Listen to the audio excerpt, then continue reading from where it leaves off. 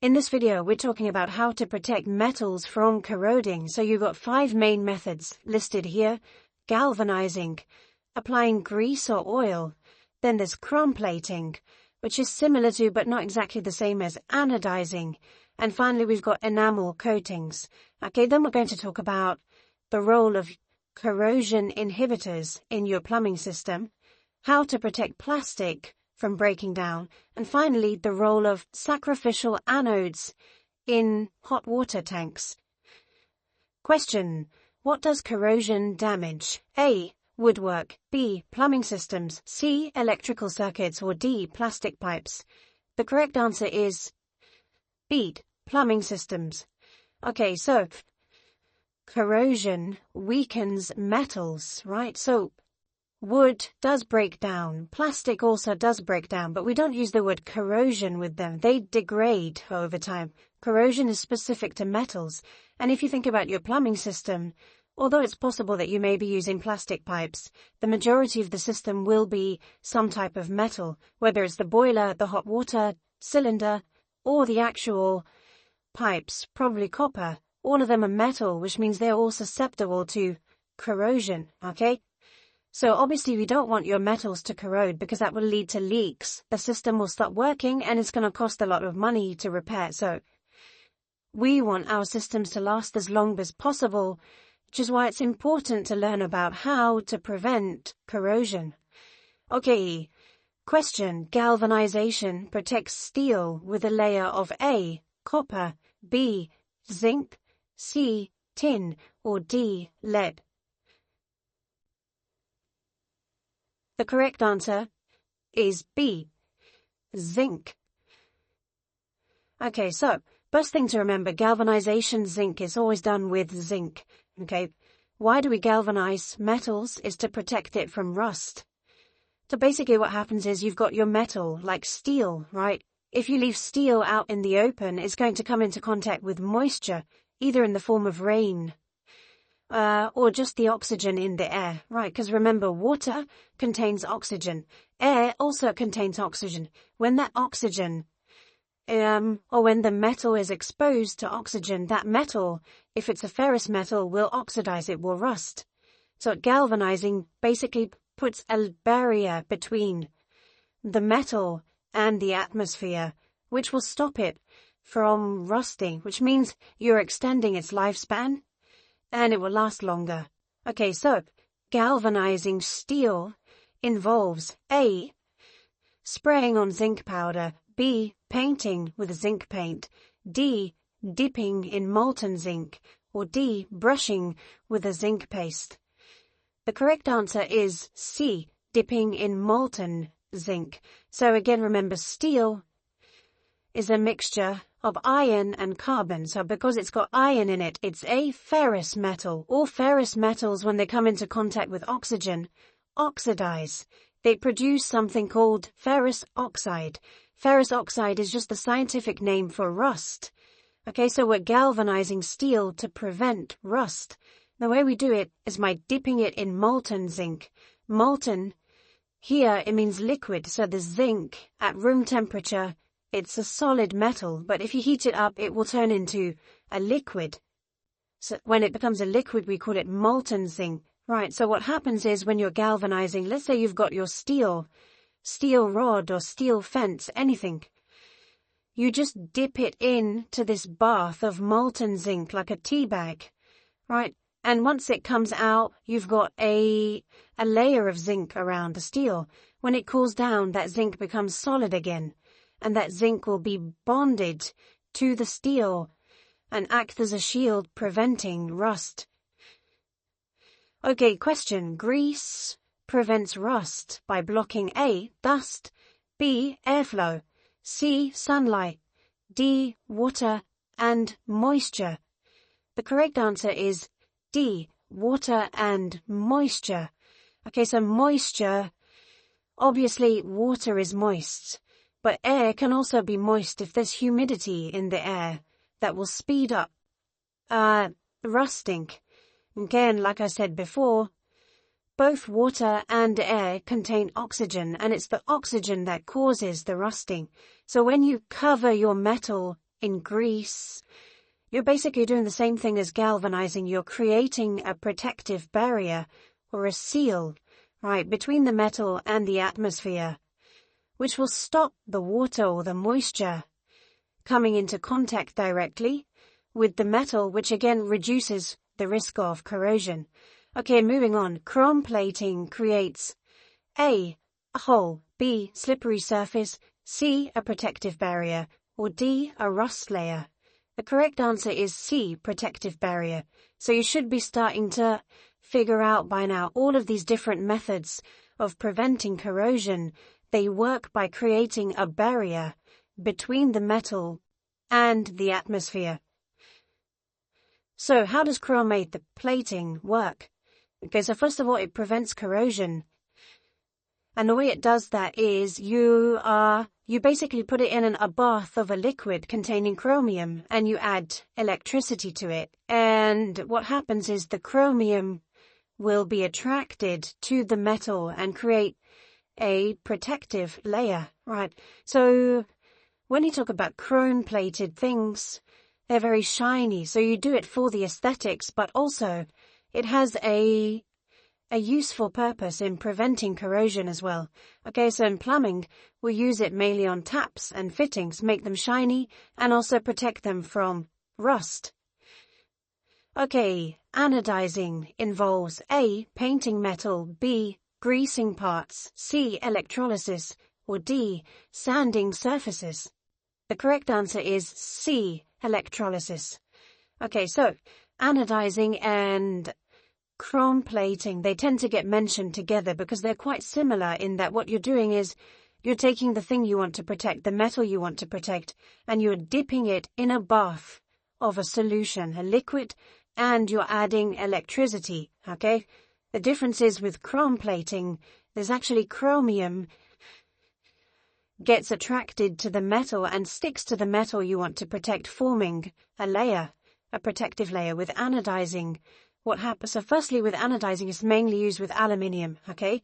So you put it in the water or the chemical bath, you add the electricity, but what happens is the oxygen in the water gets attracted to the aluminium. And then what happens is on the aluminium, a layer of aluminium oxide is formed.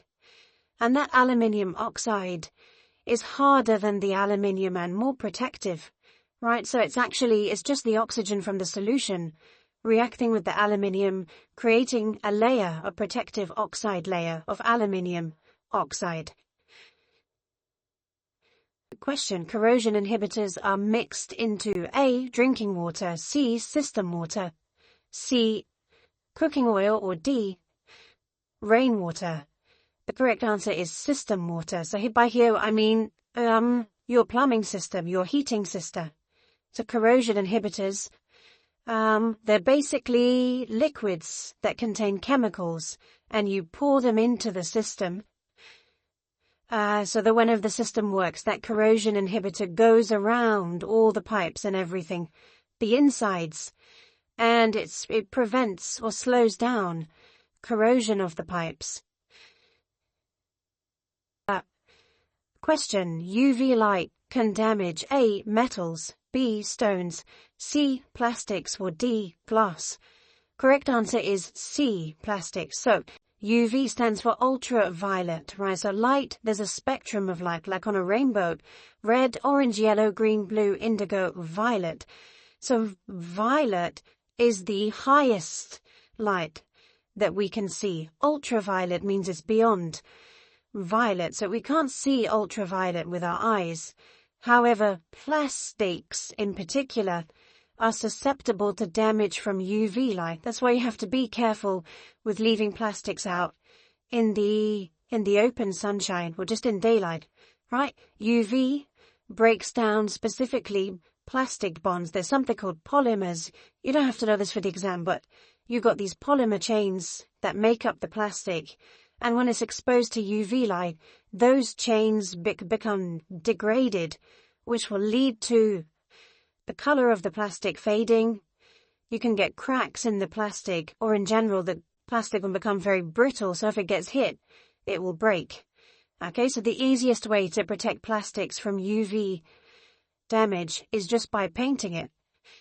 Again, the idea is the same. The paint is just a protective layer that covers the plastic and stops the UV from penetrating. Okay, plastics are protected from UV light by, well, we just did that, is painting. Okay, so if that comes up in the exam, just remember plastics, UV light, they're protected by painting.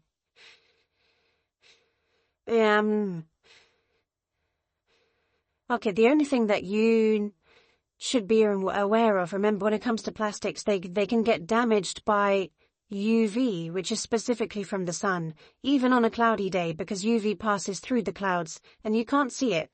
Okay, but then there's also something called photo degradation.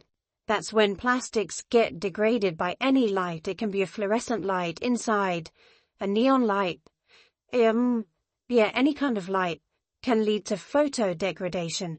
Oh, the good news is that painting protects from both, so it protects from sunlight damage and photo degradation, which is from any light other than the sun. Okay, question. Sacrificial anodes are placed in A, gas pipes, B, hot water cylinders, C, air ducts, or D, roof tiles. The correct answer is B, hot water cylinders. So, you've all got them. In every house you've got them. That's where the hot water is stored to be used for showers and just day-to-day washing up and whatnot. And so we use these sacrificial anodes inside the tank. It's like a long rod and it goes inside the tank. What it does is, because the tank is made from steel, and remember steel's made from a mixture of iron and carbon, because it's got iron in it, is liable to corrosion when it comes into contact with water, especially hot water. Sometimes you get chemicals and impurities in that water as well, all of which can lead to corrosion of the steel water tank. So what you do is you put the sacrificial anode in, so instead of the water corroding the steel, it goes and corrodes that anode. So you can think of the anode sacrificing itself, hence the name. Again, it's important to know when you're doing regular maintenance, you want to check the state of the anode, because they can be removed and replaced.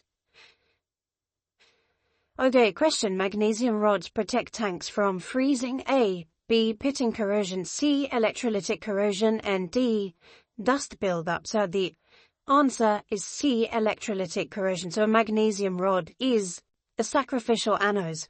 Why are they made from magnesium? You have to remember something called the electromotive series. So magnesium is a weaker metal, which means when it's put in an environment with other metals, it will always corrode first. So we're deliberately putting it in there in order for any corrosion reactions to take place with the magnesium rod, which sacrifices itself for the good of the tank. Okay, moving on. Finally, enamel.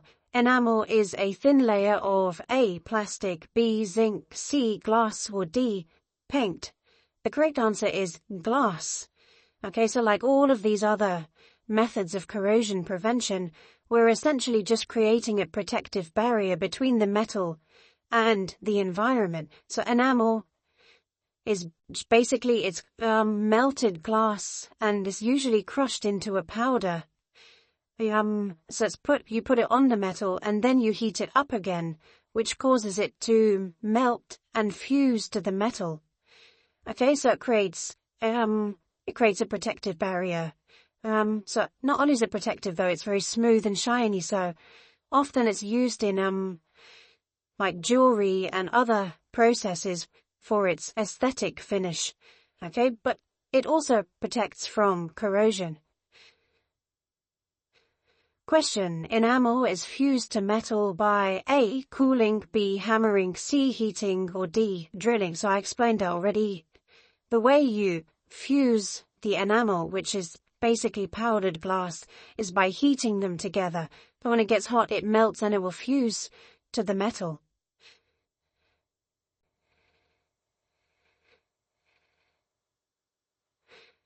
Okay, so to sum up, what did we discuss? We said that corrosion is specific to metals and it weakens plumbing and heating systems, so we have to know how to protect them. And the main ways to protect them are galvanizing. Galvanization always happens with zinc. You dip the metal in the zinc. Then you can just cover it metal with a grease or oil. Makes a protective barrier. Chrome plating. You put the metal in a bath containing chromium, and that chromium attracts to the metal.